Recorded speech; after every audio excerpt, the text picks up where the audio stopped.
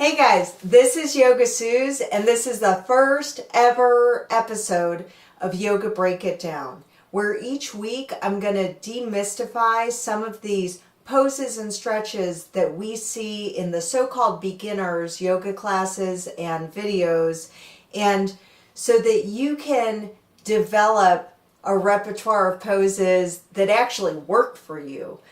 In this first episode, we're going to focus on leg lengthening. So first off, notice that I didn't say anything about touching your toes. And as you can see in the clip that I'm showing now, this is how someone often looks if their focus is just diving for their toes. So you can see my back is rounded.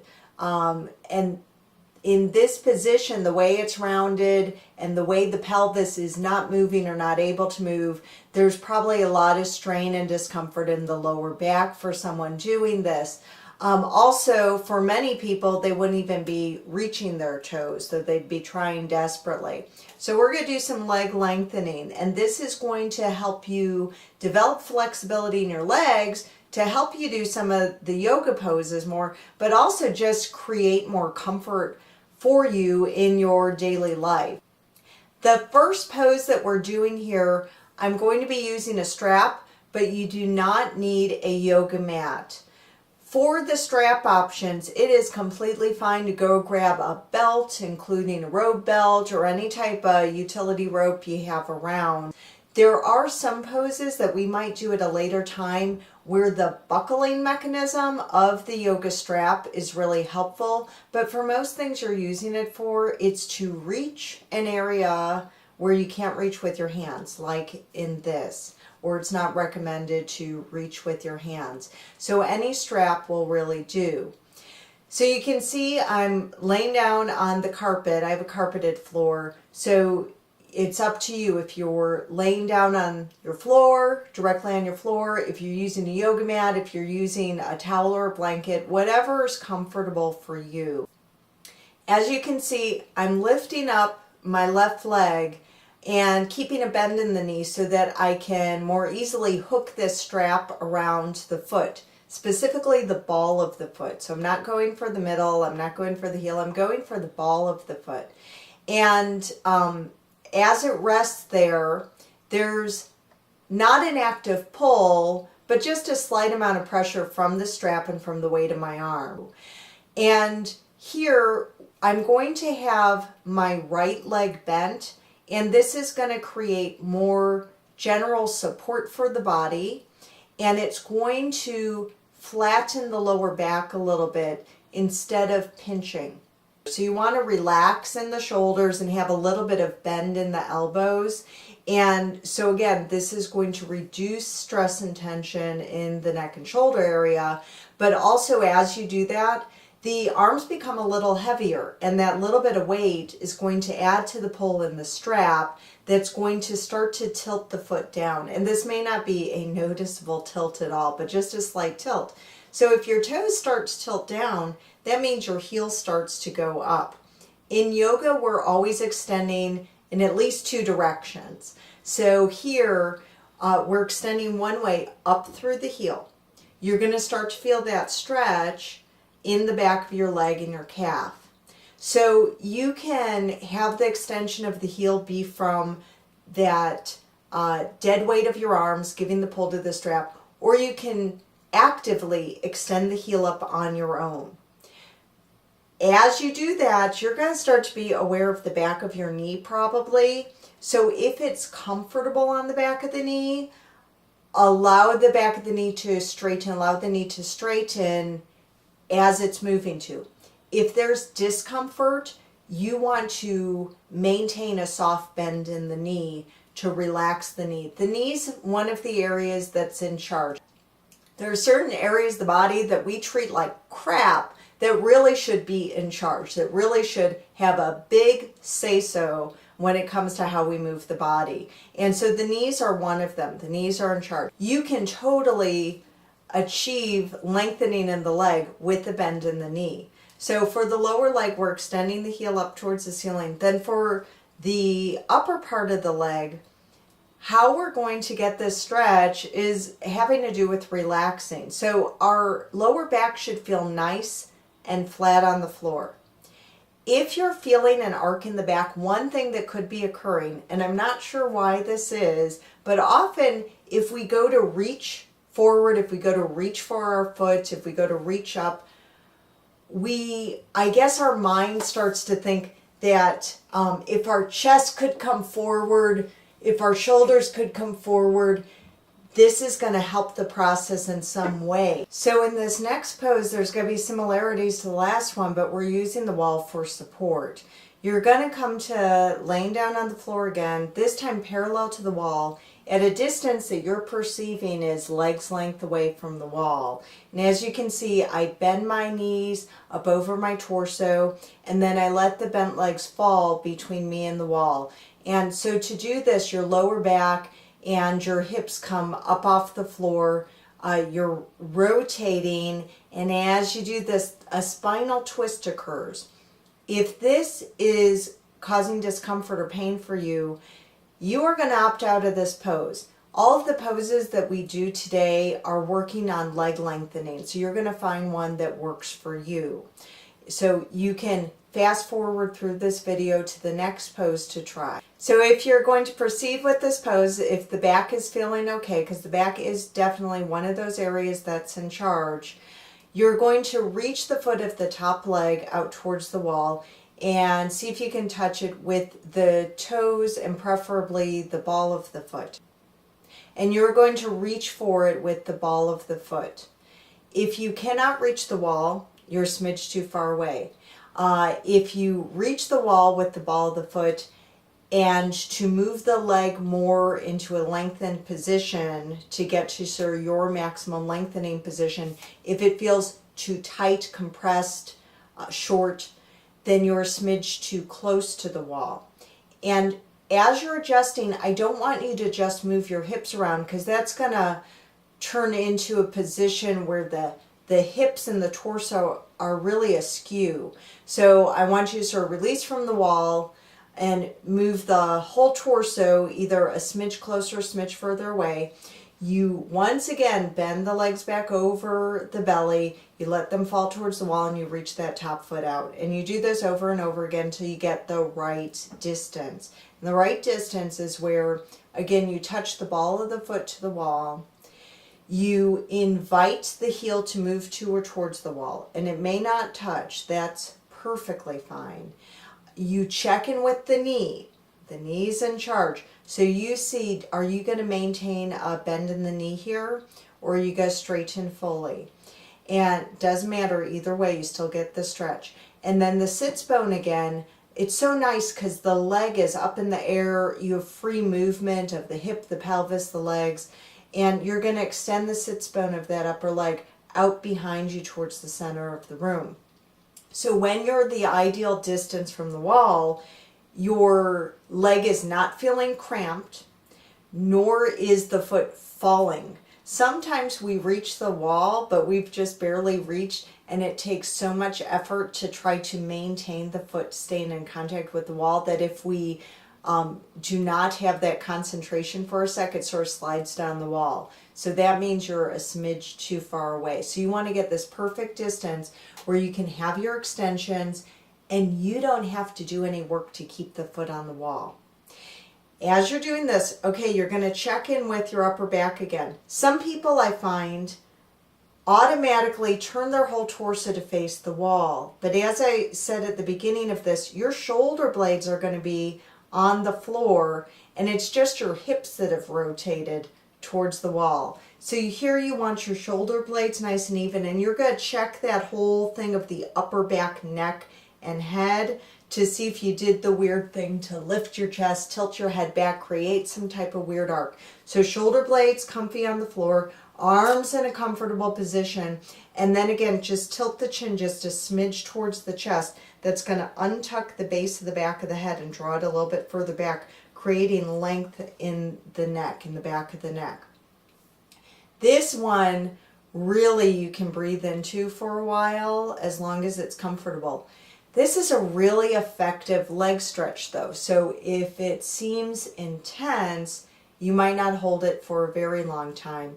But I tend to think of a pose like this as sort of we've put our leg into the yoga machine, into the stretch machine, and we just be, once we've done that work, and we receive the stretch, we receive the yoga, and we can tune into our breath a little bit.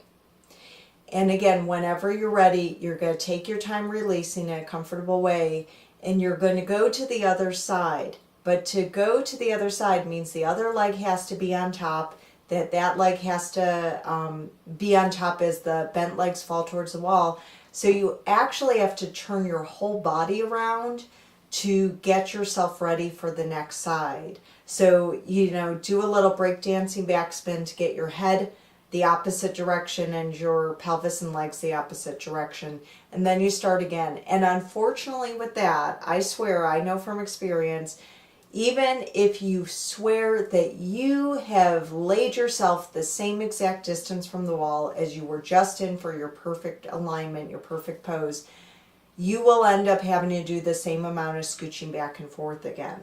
And that could be because, well, we didn't wind up the exact same distance away from the wall, or it can be that we have a difference in different lengths in each leg, whether or not we are aware of that.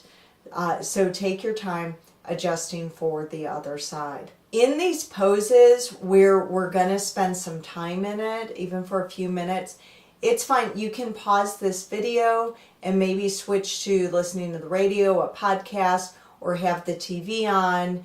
Just not something you're going to be straining your neck to be looking at. And something that relaxes you, that doesn't get you so involved that it's, taking you away from what you're doing. The next pose that we're doing is going to involve a specific wall alignment. So as you can see in this one, I'm using a doorway. So doorway can work really well if you have one without a shelf against it, or a little bit of room there. Also, sometimes there's a corner of a wall corner that's exposed in a way that you can use as well. So look around your place and see what type of walls you have available. And in this, as we're lining up, we want to, when we get to the floor, start to align ourselves so that edge of the wall or doorway, the wall space that we're using, is in line with the center of our body. So if you just think of that edge of the wall and think your belly button, your nose, you'd want that in a straight line. Because as you can see, I'm bringing one leg up the wall and the other leg needs to be on the other side of the wall without having to reach around or going at some weird diagonal, that it's just able to extend there as it needs to. I'm demonstrating here the getting into the pose, and this is one thing I see some people do sometimes, is that, again, we're so focused on doing this the best, stretching the most, and sometimes we reach our heel way up the wall, and there can be a little bit of traction with the paint on the wall and your skin, and sometimes the heel sort of sticks there, and then the lower back can't fully get down to the floor, and all of a sudden you find yourself with a little bit of space between your lower back and the floor. So you want the lower back nice and even on the floor. You want that one leg extending up the wall, and you want to scoot your butt all the way in so that the pelvis on that one side is touching the wall. Same rules applied as all our leg stretches. You may still decide to have a slight bent in the knee here. So check out your knee, see how it's doing, see if you're going to have the bend in the knee, see if you're going to straighten the leg fully. And even if the leg is straight, here's another consideration. The tilt of the foot and the extension of the heel or not extension of the heel will affect the intensity of the leg stretch as well. So if you are really tight in the legs, you might choose to ease up on the foot so the toes actually point up a little bit and the heel's relaxed. If you are okay with working the stretch in the lower leg, the calf and the ankle area, you're going to work on the heel extending up and the ball of the foot starting to come down towards you, similar to what we did when we had a strap, but here's without any prop. Again, that tilt can be done whether or not you have a bend in the knee, because a discomfort in the knee does not indicate that you are limited in your stretch in your calf. It may, both of them may exist. Maybe you need to ease off on the calf and ease off on the knee, or maybe it's one or the other. So you're going to customize this for yourself. As you can see, I have my other leg in my favorite position where it's bent, so it's most gentle to our lower back, most kind, and where the leg we're focusing on really gets all the focus. So for those of you who maybe can do the splits or come close to it or have thoughts of such poses, only for you am I going to recommend working on straightening the other leg. So if you consider yourselves tight in the legs, keep that other leg bent. And again, knee pointing up towards the ceiling, foot even on the floor. We're not letting this leg flop to one side or the other. So if you feel that your leg is extended fully, you have that maximum tilt of the foot with the heel up and the ball of the foot down, and you are wanting a little bit more of a challenge, then on the leg that's on the floor, you can scooch that heel a little bit away and a little bit away from you. This is lowering the knee. It is not an all or nothing adjustment. So there are a myriad of stretches in each scooch of the heel away from you. So you're going to customize this as well. What you need to do with each scooch is tune into your breath and tune into the other leg, because this stretch is truly about the other leg. And if you're compromising that leg, if you start to extend the secondary leg and our primary leg starts to bend, starts to have discomfort, you have got to back up with the extension on the secondary leg. So only progress with that extension if the primary leg is still receiving a fantastic stretch. So again, it's going to be a rare few of you that are truly going to be comfortable and enjoying a full extension of the secondary leg on the floor. I'll leave that up to you, but I caution in this because I see so many people going ahead and extending that secondary leg when they have no business doing so. So the poses that we've done so far in this video are stretches, are leg stretches, and would not be in the yoga pose category on their own in the way that we did them, though some of them resemble some yoga poses that we'll work on later on. This next pose, it's a leg stretch too. It's not a traditional yoga pose, but it's a wide leg forward fold. And so the wide leg position is used in a number of yoga poses, such as our triangle and warrior pose. It's something that you will definitely be using. And so more often you'd find this wide leg forward fold being done in your class as opposed to some of the stretches that we just did. So to set up for the wide leg forward fold, we do need a yoga mat. And so if you don't have one now and you want to try it, go for it. I'm going to explain the importance of the yoga mat, and then you can work on getting one when you're able to. The thing that I need to warn you about is all yoga mats look like they have traction. They have a texture and pattern about them that looks like they may have traction.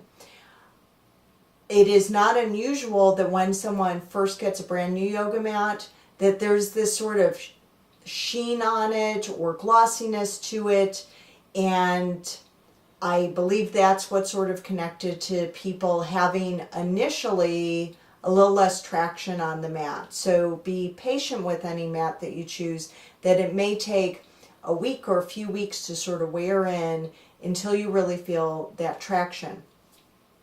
On rare occasion, and I think in teaching for 21 years, I've only had people mention this to me twice, that they purchased a mat that just never ended up having any traction. And they were certain of this because they tried other mats where they did experience traction. Because one question is, are you real sweaty in your palms and the palms of your feet? Are you sliding a lot? And if you do end up needing additional traction, there are things such as yoga towels and yoga gloves that sort of add some traction to the pads of your hands, and yoga socks. and each of these, some cover more area and some cover just, again, like the balls of the feet and the pads on the hands to add for traction. Our wide leg forward fold. We're going to bring our feet as far apart as is comfortable. So here, the area that's going to scream out at you is the inner thighs. So if you bring your feet 2 feet apart and the inner thighs are starting to get uncomfortable, stop there. More of you will probably have your feet about 3 feet apart. It is not unheard of that someone may become flexible enough where they have their feet to the edge of the mat. So you're not going to go there right now. One thing to keep notice in yoga that you've probably already noticed about yourself is that you're more flexible in some ways than others, and everyone's like that. So if you're observing someone, again, who's flexible in the legs and you're jealous of them, just realize there's another way that they're not flexible. It happens to all of us. In the event, either if you're very tall or you start to develop a flexibility in the body where you're realizing the length of your mat is not really cutting it anymore and you need a longer mat, there are custom longer mats sold. You just got to search for them online. So here I have my feet a few feet apart. You want your feet parallel, certainly not toes turned out. You want the feet parallel, or the toes can slightly turn in. If we have the feet turned out, the knees and the hips follow the direction of the toes. So if you turn your toes out, then the legs rotate out, knees point out, then the hips rotate out. And hip opening, even though there's fantastic ways that we will explore this in yoga, hip opening draws the hips away from the front so they come to meet in the back and can cause pinching in the lower back.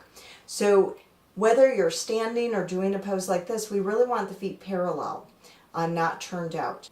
A worst case scenario is you turn your toes out, the legs are not coming along, and you wind up with the shin trying to turn the direction of the toes and the upper leg just sort of staying in line with the hip. And then the turn, the twist is happening in the knee, which we really need to take care of and not abuse. So as you can see, I have a block here, a yoga block, another prop that you can get. And I recommend for this, sometimes I refer to things that we can use at home, like I talked about, you know, any type of belt or strap for our first exercise. For a yoga block, though you might be able to configure some stack of books or something, it's really going to be easiest to have a yoga block. And you can get one, again, $10 price point approximately as well. When you're shopping for a block, I recommend the foam blocks. There are bamboo blocks, and as you can see, I have a wood block, and this is a hardwood block that someone made for me a long time ago, and I still use. But the foam blocks are nice because on occasion we're doing a pose where we're laying an area of the body on the block, as we'll do in an upcoming episode. Also, on occasion, you knock over or drop a block and your feet are bare for doing yoga for the traction, and you don't want a chance dropping a wood block on your foot, because then you'd be out of commission for a while. With the block, you're going to stack it in front of you. The block has different heights. The highest height, the medium height, and what I say the flat on its back height, where we've turned it to lay flat on its back. It's at its lowest height. And I always recommend starting at the highest height, and often I stay with that. So I've been practicing yoga for 26 years, and I'm saying to you that I start at the highest height. So I would like you to do that as well. So we start at the highest height, and we lean forward a little bit. We start to extend up the upper part of the back of the leg, and then the pelvis tilts. The tilt of the pelvis is key to leg lengthening, to protecting the back, and I'm going to refer to it over and over again. So we start to get the sits bones to come up, the pelvis to tilt, and that is going to lower the back. So again, remember that forward fold I demonstrated at the beginning of this video, where I just decide to reach for my toes. So that has zero consideration for the back, the pelvis, the hips, zero consideration. So here, we let the tilt of the pelvis lower the back and move the hands closer to the floor towards the toes. Totally different approach. So we want to touch the block. It may be with our fingertips, maybe with our palm. And then once we've touched it, again, let's do a little check-in to the legs. We're going to have the feet sinking evenly down into the mat. And simultaneously, we're going to extend up from the heel, up through the calf. We're going to be gentle to the knee as needed. We're going to extend up the upper leg and reach a little further with those sits bones up towards the ceiling. This is going to lower the torso a little bit more. Your spine is going to be in this nice straight line at a diagonal. As that happens, you might be drawn to bending in your elbows, which is going to relax the shoulders. You may end up bending in your elbows so much and lowering the torso so much that you find that it would be easy to rest your forearms on the block. That's nice because there's definitely no impact of the wrist there, even though the whole positioning of the hands previously was gentle and the wrist should have felt okay with it. I know a lot of people deal with pain in their wrists, and so any impact they can avoid is going to be preferable. So possibly you've come down far enough where you can rest your forearms onto the block. And you additionally, or alternatively, you may choose to lower the block to the medium height or lowest height. But I don't recommend ever just, throwing the block to the side and diving for the floor, even though you started in that really supportive way. Really take your time with it, and it's going to be a while into your practice of leg lengthening before you're touching the floor, if ever in this lifetime. So as you can see, my demonstration in this, I kept the torso pretty parallel to the floor. So you do not need to reach the floor. You do not have to have your head down to have an effective stretch in the back of your legs. There just has to be a little tilt of the pelvis, torso has to lower to some extent here. And again, you're just focusing in on the extension of the leg in the two directions. So any onlooker would not think you're doing anything at all, and yet you are tuning into that area of the body and extending in the two directions. Thank you for joining me for this first episode of Yoga Break It Down. Make sure to hit the subscribe button and add this video to the watch later list. That is one of my favorite features on YouTube. Any video that I think I'm going to want to look back to again, I add to the watch later list. Keep in mind, yoga is for everybody. So office workers need yoga, dishwashers need yoga, Ellen DeGeneres need yoga, and you baby, you need yoga. So tune in next time to Yoga Break It Down. Bye!